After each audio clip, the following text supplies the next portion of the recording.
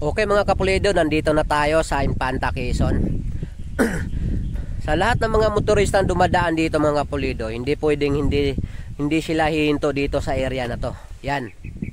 Kailan halos lahat ng dumadaan dito motorista humihinto dito at nagpapapicture. Kaya tayo huminto rin tayo, nagpapapicture din tayo dito mga kapulido para at least may ano tayo, yung tawag nito, may souvenir tayo, may experience tayo dito na narating natin, patunay na narating natin tong lugar na to. Isa sa mga pupuntahan natin tong KM90, Little Baguio Botanical Garden. Yan. Balita ko sa lugar na to, doon sa taas, napakagandang view. Kaya ito ang nilaanan natin ng araw para mapuntahan natin tong lugar na to mga kapulido.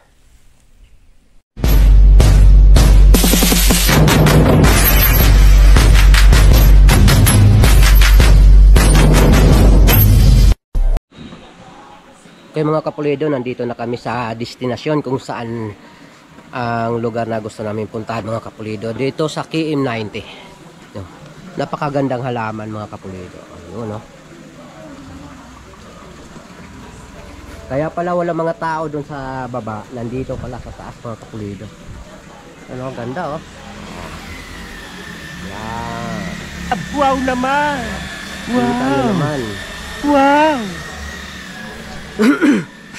Sa mga hindi pa nakakapunta dito, punta na kayo dito. Lagpas lang kaunti ng arko ng Infanta, Quezon.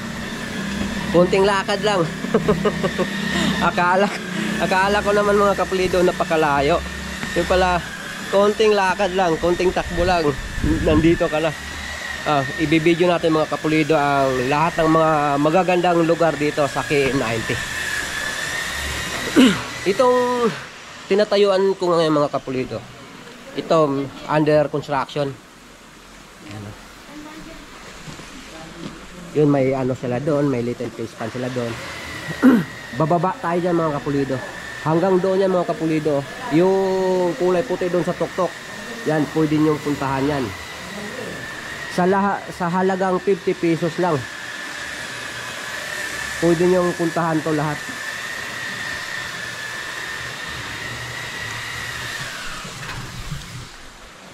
Dito lang yan mga kapulido sa KM90. Dito nyo lang makikita ang view na to.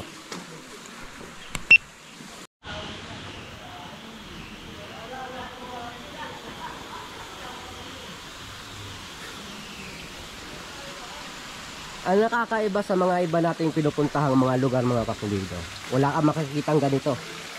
Yan o. Hindi ko lang alam kung pwede tayo maligo dyan. Yan oh. Oh, napakaganda oh. Sarap tumalon. Hindi ko lang alam kung swimming pool to or face pan to mga kapulido. Yan oh. Wala silang gasto sa tubig. Kasi itong tubig na ginagamit nila dito mga kapulido, galing to sa bukal. Oh, yan, itong pinustuhan ko, ang laki ng uhong. Alam nyo ba ang uhong mga kapulido? Hindi nyo alam ang uhong, di ba? Kabuti po yun. Uhong yun sa probinsya mga kapulido. Oh yan. Wow. Fish pan siguro mga kapulido. Kasi may mga maraming isda oh. Mga isda na mga maliliit. Oh yun. Parang may semi-kuweba. Hindi tayo makatawid dyan kasi hindi tayo makadaan dyan. Ganda. Oh, yan oh. Tapos may bahay sila. Yan, kung sino yung gustong mag-overnight siguro mga kapulido, yan oh, parang Indian house. Mayroon din sila dito, oh, Indian house mga kapulido. O yun ang sinasabi ko niya yung mga kapulido. Yan, galing yan sa bukal na yan, oh. Sa sapa. Itong tubig dito mga kapulido galing sa sapa.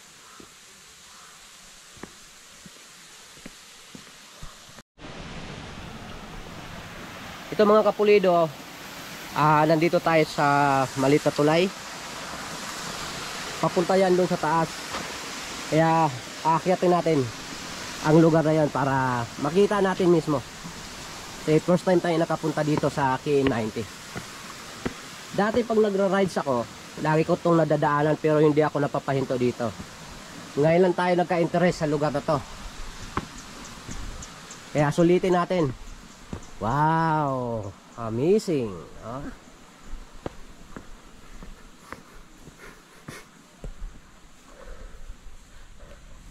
Napakaganda. Sayang lang, wala tayong drone ngayon, hindi natin nadala. Kaya hindi tayo makapagpalipad ng drone. Kaya laging malinis dito mga kapulido kasi may dalawa silang laging nagbabantay at hardinera. Wow naman! Papakilala ko sa inyo mga kapulido kung sino yung hardinera na sinasabi ko. O yan mga kapulido. Yan dalawa na yan ang hardinera nila kaya laging malinis ang area na to.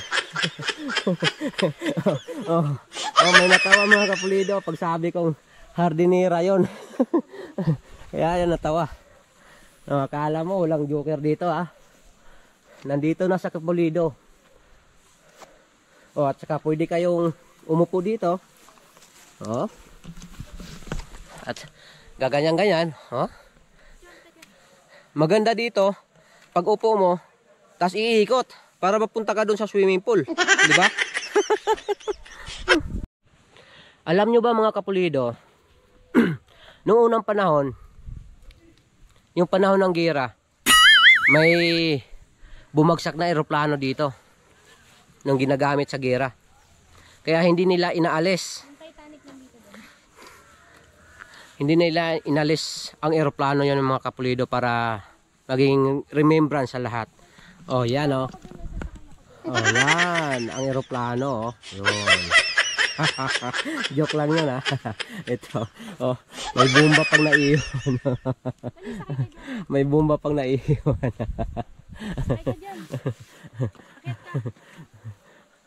Tapos yung Titanic nandyan din sa bundok. Para kung sakaling lalaki ang tubig nandyan. Okay mga kapulido, nandito tayo sa malaking barko. Yan, yung barko ni Noah. Nandito tayo. Itong tibay kahit tatalon-talon ka mga kapulido. Hindi Titanic tibay. Yan. Natagpuan ko na si Jack.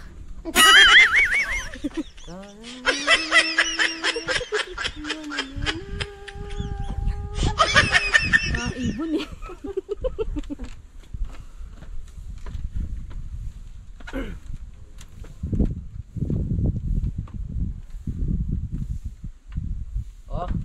At nandito na tayo sa pinakatuktok ng Titanic. Wow naman! Ng KM90. Wow! Ito. Pindutin ko muna.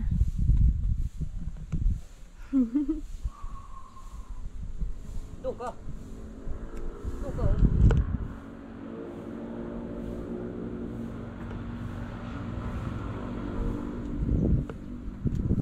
Okay mga kapulido, napakagandang lugar dito. Sipin mo, makakita ka ng ganitong barko sa bundok. Yan sinong dyan? Ilan ang talang tayo? Alis na tayo. Ito mga kapulido, nandito tayo sa pinaka gilid ng bundok, pinakataas na dito sa area ng KM90. Pupunta po tayo doon sa pinakatuktok ng KM90. Yan dito tayo. Yan, puro gubat to mga kapulido. Pupuntahan natin doon. May nakalagay okay. KM90 Eco Park.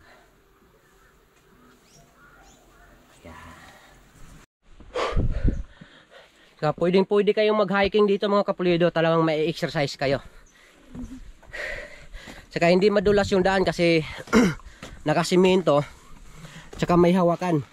Hindi rin madulas yung hawakan kasi simento rin yan mga kapulido. Yan nakasimento. Ito mga kapulido, hiningal ako. Hindi tayo sanay. Sa ngayon, nandito na tayo sa pinakatuktok ng KM90. Yan. Nandito tayo. Kaya, kitang-kita nyo ang buong view ng KM90. Yan.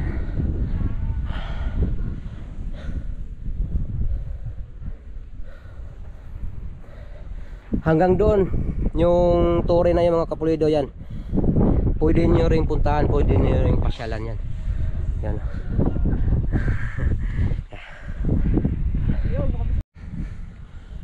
Ito mga kapulido, nandito na tayo sa pinaka the best view ng KM90.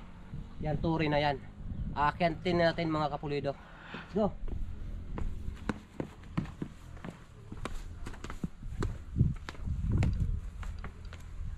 Hindi ko lang alam kung anong tawag dito sa ano na to, sa hugis na to. Pagkakalam ko, tore.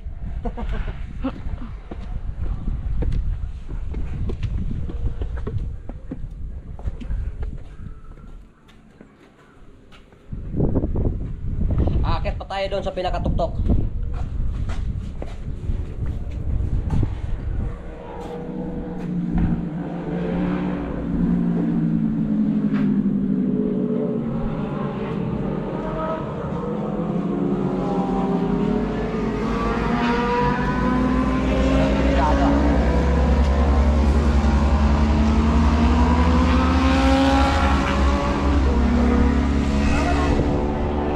Parang delikadong akyatan mga kapulido.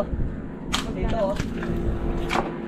Under construction pa to mga kapulido, hindi pa tapos. Nilagyan na lang ng tukod. Ito, nilagyan na ng bakal nila. Inano na lang tukod. Kaya di na lang tayo aakyat sa taas kasi baka delikado, malaglag tayo.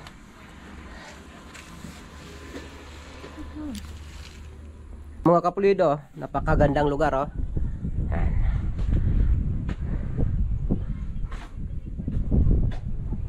Pag hindi kayo nakapasok dito mga kapulido sa lugar na to, hindi mo akalaing may ganitong lugar dito sa area na to. Yan mga kapulido ang sinasabi ko kanina, ang yung arko na yan. Yan ang arko ng Infanta Quezon. Siguro maraming hindi nakakaalam na at hindi nakakapasok dito sa KM90. O sa lahat ng mga makapanood sa video na to, try nyo pumasok. Murang-mura lang, 50 pesos lang ang entrance fee dito sa KM90.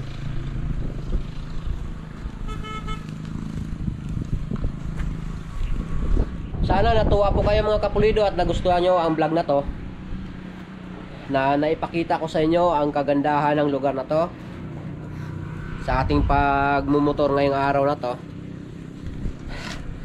May napuntahan na naman tayong isa sa magandang lugar na ating natuklasan sa KM90 dito sa Infanta Quezon.